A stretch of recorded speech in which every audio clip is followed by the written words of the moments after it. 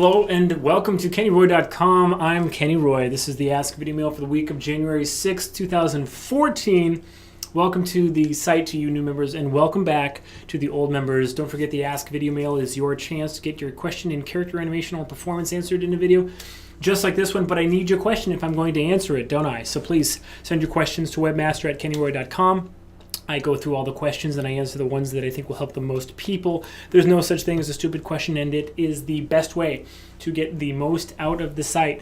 Happy New Year, everybody. This is very exciting to be in 2014. 2013 was hard. There's a lot of tough work. I've had a nice break, and I'm back ready to get to work and do some awesome things. If you noticed in the newsletter, I'm sorry, that is not what I wanted to say. If you noticed in the, what am I trying to say? The article last month, I dropped the announcement that Arconics is producing a feature film. It's a micro-budget feature film, but a feature film nonetheless, and I'm directing it, so that's very exciting.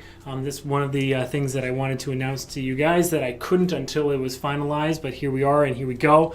I'm directing a feature. It's already on IMDb. If you check out my page on IMDb, and you'll see it's called Dog Eat Dog. It's a very intense film. It's a serious animation actually for adults, but at the same time it's right up my alley. It's creatures, it's dogs, and I'm getting excited to get started on that. We've already done some R&D, and the script is complete, and we're kicking right off into pre-production right now. So that's a lot of fun.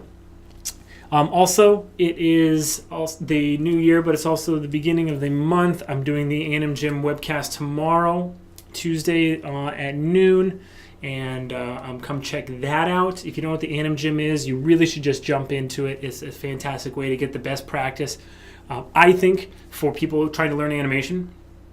It's what I wish I was spending my time doing when I was learning. And it's free to participate. If you want to critique, you just need to be a KennyRoy.com member. Check out the forums under the Anim Gym thread, and you'll see all the information that you need to jump into the Anim Gym right now. And there still are a lot of exciting announcements coming. I will let you guys know as soon as possible once I get into that. But speaking of creatures, I'm giving a creature course at Animalia 2014. Go to animalia.eu, animalia.eu, and check out the courses that are being offered there. There's a 6-week character animation intensive, a 2-week My Creatures course, and Keith Lango is wrapping up, I believe. No, I'm sorry, I am the last one. Keith Lango is doing his 2-week short film course, and then mine is the last, a Creatures course. It's going to be a lot of fun. Check out animalia.eu for details. Follow me on Facebook and Twitter. I'll be sending out more information on that. But let's go into the questions. So speaking of creatures yet again, check out this week's question.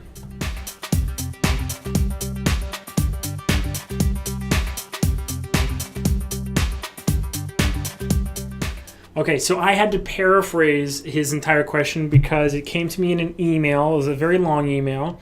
Not very long. Actually, it's about a page.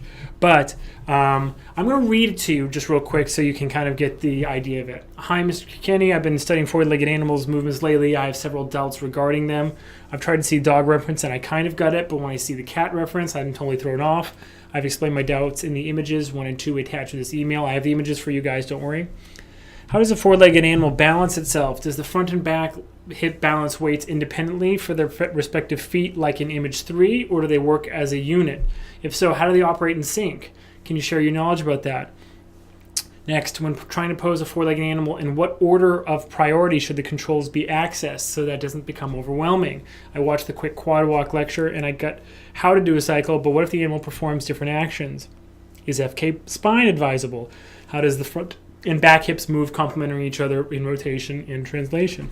All right, there's a lot of questions in there, but I did want to just jump in and start talking about what I think is a really big issue, like kind of behind all of this, which is weight with a four-legged character. And you might say to yourself, well, duh, it comes down to weight, but like, how do we really manage that? And I think what most beginners and intermediate, even animators, get kind of thrown off with is the amount of stabilization that comes with inertia. Oh, didn't think I was going to say that, did you? And what that means is, well, if you don't know what inertia is, basically an object in motion tends to stay in motion, and it's the amount of energy basically that it takes to change an object. It's either an object in motion or an object that's stationary. Okay, so that's basically inertia. What does that mean? That means if I'm traveling forwards, okay, I'm going to tend to want to continue to travel forwards. Okay, that may seem totally just like natural and something that like you don't need to think about, so just forget it. But you do need to think about that, because traveling forwards can be sort of at the expense of all other directions. What do I mean by that? One thing that we always do in mud runs. I'm not sure if you guys know this, but I do a lot of. I'm trying to without drop. I don't know why I grabbed that one. All right, so I do mud runs, right? And one thing that is always in the mud runs is a balance beam walk normally, or poles like in that you would imagine like telephone poles, that are sunken and you have to walk across them like over a pit of mud. And people who the more careful you are, the more you just fall off. In fact, you want to do it as fast as possible. And this sounds totally, again, it sounds totally natural. Like, yeah, of course, right? So you just kind of forget it. But that really, it does affect the balance of a four-legged character. It does. Why? Well, when I'm standing there and I'm getting ready to do walk across like a thin board, what I do is I take a couple steps back, right? I don't take my first step out onto the board and try to sort of aim myself and be on balance. I take a couple steps back so that I'm walking onto the board and then just go across. And the same thing with those poles. The faster you do it, the better, because you are building up inertia and your body wants to go straight. It's so much easier to balance yourself when you're not like standing and stopping, and then it requires very little energy for your body to move in any direction, right? All it requires is just a puff of air, and you can get blown over. But if you're going very quickly forward, it almost has a stabilization effect on, not almost, it has exactly a stabilization effect on you, that inertia. All right, so why am I bringing this up? So let's look at the first image that Srini, I'm sorry, that's not the first image. Here's the first image. Okay. So he pointed out that on a dog, that basically what we're getting is a bend in between the hips and the rib cage that is expected in the spine. But in a cat, it almost looks like here's the ribs, that the ribs are bending and that the hips are straight, and there's something weird happening in the back. Okay, and he also pointed out that this looks like it's right, but this doesn't look like it's right. Finally, he showed that when you have a leg that's lifted off the ground and just one leg down, how does the front hip and the back hip work together, and is this what the front hip should be? Basically leaned totally over and balanced over this front leg. Okay, and the answer is simply no, because that totally basically negates the entire issue of inertia when you're dealing with your character. Okay, so not only that, but take a look at the following idea. All right, so you've all heard of the self-stabilization property of a tripod, right? if you have a table with 4 legs, it can wobble. But a tripod will never wobble, right? Unless the center of gravity is over the plane that is established by 2 of the planted feet, right? So if you have a tripod, right, and you extend this leg so far that it makes these 2 legs actually tip over that 90-degree plane, then the tripod will fall over, of course. But any tripod, basically, you can just put it on the ground and it's not going to wobble because that's the way that 3 points work. Okay, so we think of a dog, if you like in this image, right? If you think of a dog, well, its 2 legs are on the ground and its front is planted as well. Right off the bat, you don't have to have those shoulders be totally over that front leg. Why? It doesn't have to be centered because all you have to do is make sure that the center of gravity of the entire character is not pushed so far that it is over. Let me use this instead. Here we go. All right.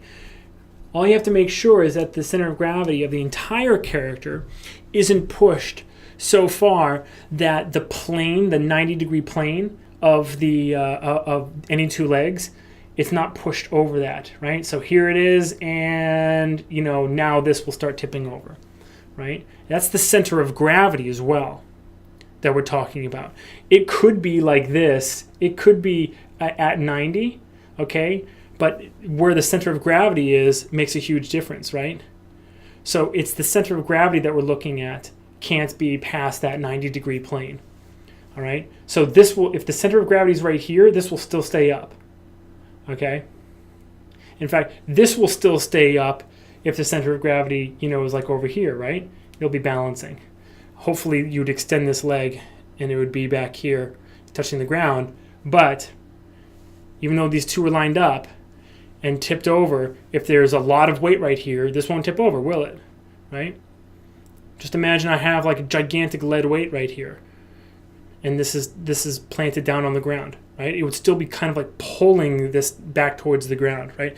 As long as that center of gravity doesn't pass that 90-degree plane, this won't tip over, right? So that's how a tripod works. So just imagine a dog or a cat or any 4-legged creature.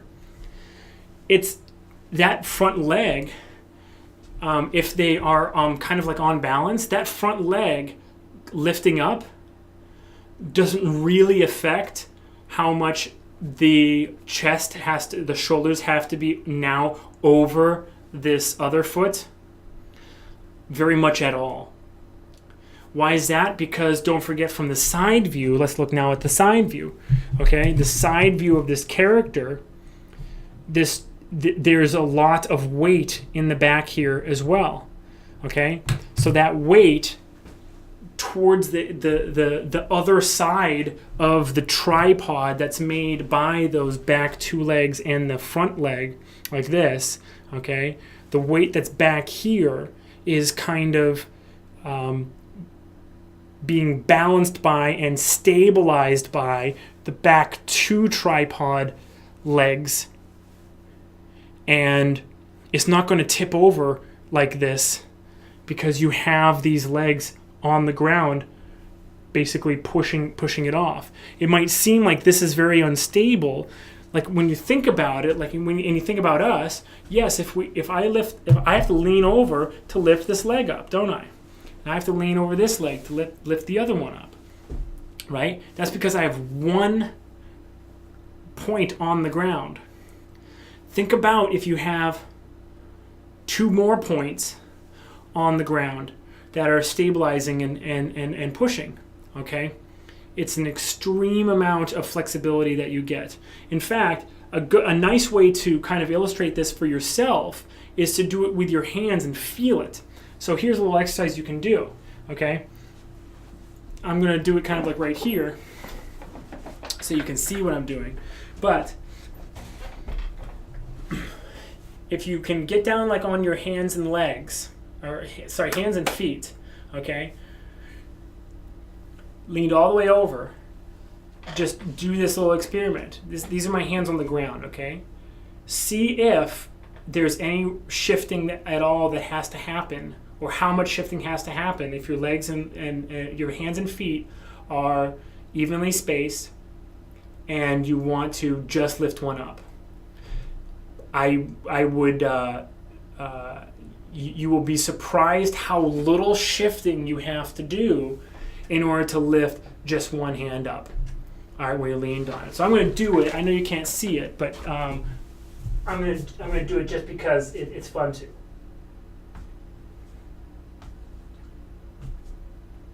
Yeah, you know what's funny? I didn't have to move at all. It's very interesting, right?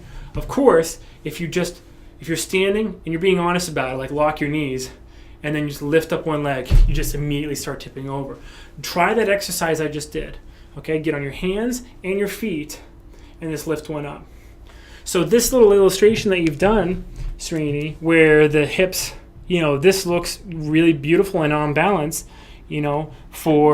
for a bipedal character like you and me, but it's totally overkill for a dog.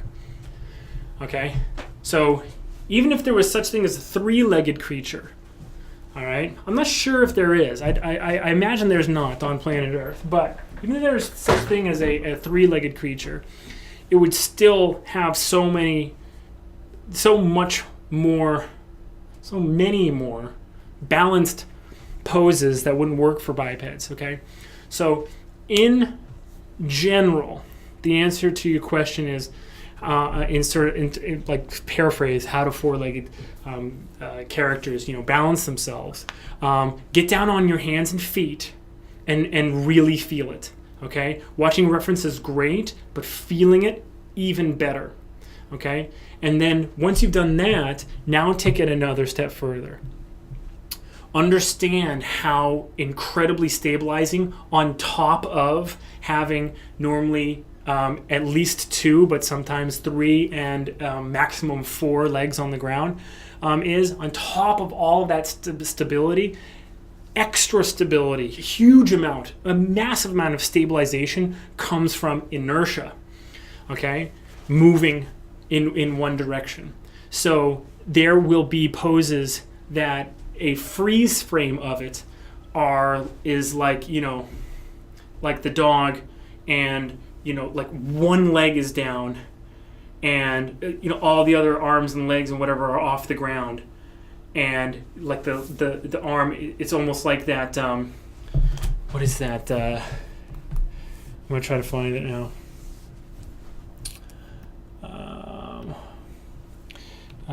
What's that thing called? Cane trick levitation. Yeah, I'm not sure if you've ever seen this trick where somebody quote unquote levitates from using a cane on the ground, but it's all a trick. Anyway, let me find one. Here we go. Here it is. So you see this guy, he's supposed to be levitating off the ground, but we all know that there's a platform that he's sitting on top of. Basically this little thing that looks like a rug. It's not actually a rug, it's a metal platform, and it goes up, and there's basically in his clothes there's like a little seat that's attached. It's all metal. Anyway, so apparently he's levitating off the ground. Anyway, so there are poses in the middle of a dog or a cat action, and cats are far more agile than dogs, and they stretch a lot more. Their bodies are very, very limber, so you get a lot more of this with cats even than dogs. But dogs and cats, when you're watching reference, it is a fool's errand to try to analyze your reference and deeply understand it for the mechanics involved before you start animating. it's far better to just get some pose and timing ideas and work the mechanics out as you're animating with like the knowledge and like the stuff that you've done where you've like felt it yourself, kind of like moving around on the ground, and then add inertia on top of that. Okay? All right. So, but I don't think you should do is take illustrations like this and start to try to think, okay, on this frame or in this moment, this is really where the balance is. Because balance, to be honest with you, balance is not really a part of motion, is it? It's a part of posing, and it's a part of standing still. And when you come and you hit a pose, right? So like humans, we have a lot of balance in our poses, and we are on balance when we're doing like a pose, is like the big performance. But balance isn't really a part of move. I shouldn't say animation. It's really not a part of movement. I'm not sure which one I said, animation or movement, but what I mean is balance is not really a part of movement. We have to be off balance in order to move. A walk is a controlled fall. I'm falling forward right now, and I stopped it with my foot. And I push off just a little bit, not really all that much. It's really my planted foot basically becoming almost like a fulcrum for that inertia of my body wanting to move forward. Once you get up to speed, it is really just inertia and a little bit of movement, a little bit of flexing and movement in your legs, but you are essentially off balance. Your center of gravity is outside your body and it's in front of you. Okay? So keep that in mind when you're animating all characters, but especially for quadrupeds, inertia more than accounts for everything that you're looking at that looks totally off balance. Watch your reference extremely closely, and get down on your hands and feet and feel it. Okay, that's an awesome question. I love creatures. I love talking about creatures, and I love animating creatures. Check out my course at animalia.eu, and look for Facebook and Twitter updates regarding that course and more details to come. Thanks a lot for the question. Please send more to webmaster@kennyroy.com. I need the questions to keep on going. You guys have been great. Happy New Year. Good luck with your animation, and as always, rock on.